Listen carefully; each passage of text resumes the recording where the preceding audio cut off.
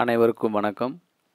நம்மளுடைய modern சர்வேயின் Tamil YouTube சேனலில் TNPSC மூலமாக வெளியாகக்கூடிய ஒவ்வொரு அறிவிக்கைகளையும் நம்ம முறையாக அப்லோட் பண்ணிட்டே இருக்கோம்.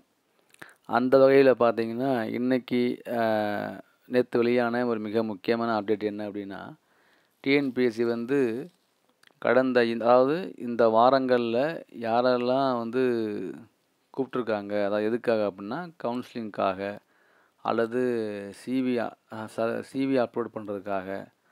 ஸோ யாரெல்லாம் கூப்பிட்ருக்காங்க அப்படிங்கிற டீட்டெயில் விட்டுருக்காங்க. மொத்தம் பார்த்தீங்க அப்படின்னா அந்த மாதிரி தமிழ்நாடு வேளாண்மை விளக்கப் பணிகளில் உள்ள உதவி இயக்குனர் பதவிகளுக்காக 20 போஸ்ட்டுக்கு 80 பேரையும், தமிழ்நாடு தோட்டக்கலை பணிகளில் அடங்கிய தோட்டக்கலை அலுவலர் பதவி 88 போஸ்ட்டுக்கான 118 தேர்வுகளையும் 2ஆம் கன்னி வழி சரிபார்ப்புக்கு கூப்பிட்ருக்காங்க. ஓகேங்களா? தேர்வு முடிஞ்சு அவங்கள அடுத்து என்ன அப்படின்னா, ஒருங்கிணைந்த ஆராய்ச்சி உதவியாளர் சார்நிலை பணிகளில் அடங்கிய நேர்முக உதவியாளர் அல்லாத பதவிகளில் 4 பேர், 4 போஸ்ட்டுக்கு 761 பேரை அவங்க கூப்பிட்ருக்காங்க.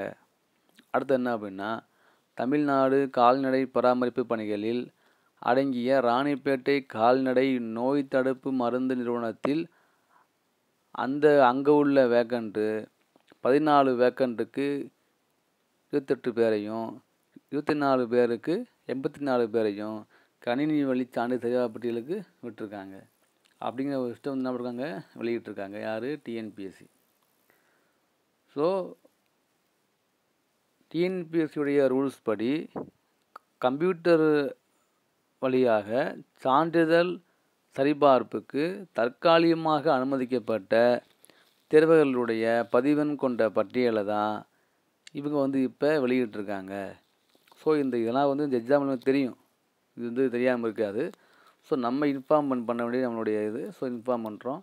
ஸோ நீங்கள் பார்த்துக்குங்க. இதே மாதிரி ஒவ்வொன்றும் பண்ணுறது நமக்கு நல்லது. எப்போ எக்ஸாம், என்ன போஸ்ட்டு, எவ்வளவு நம்பர் ஆஃப் போஸ்ட்டு, எப்போ எக்ஸாம் நடந்துச்சு, எப்போ அவங்கள கூப்பிடணும் அப்படிங்கிற ஒர்க்கை தெளிவாக போட்டிருக்காங்க. நீங்கள் பார்த்துக்குங்க. தேங்க்யூ.